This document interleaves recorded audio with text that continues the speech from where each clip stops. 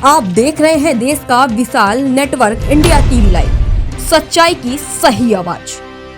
ખંભાત તાલુકાના કલમસર ગામે માછીમારની જાળીમાં ફસાયેલો 10 ફૂટનો મહાકાય અજગર સુરક્ષિત રીતે રેસ્ક્યુ। આણંદ જિલ્લાના ખંભાત તાલુકાના કલમસર ગામના પાટિયા વિસ્તારમાં અર્જુનભાઈના ખેતર પાસે આવેલા પાણી નિકાલના કાંસમાં માછીમારીની જાળીમાં અંદાજે 10 ફૂટ લાંબો મહાકાય અજગર ફસાઈ ગયો હતો। ઘટનાની જાણ ગામના સરપંચ દિલીપભાઈ દ્વારા દયા ફાઉન્ડેશન કરમસદને કરવામાં આવી હતી।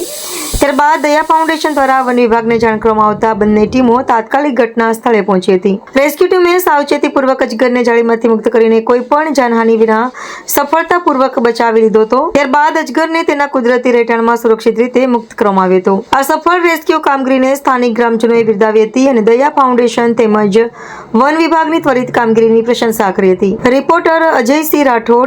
देश और प्रदेश की खबरों के लिए अभी सब्सक्राइब कीजिए इंडिया टीवी लाइव, साथ ही बेल आइकन को दबाना बिल्कुल ना भूलें, जिससे सबसे पहले खबर आप तक पहुंच सके।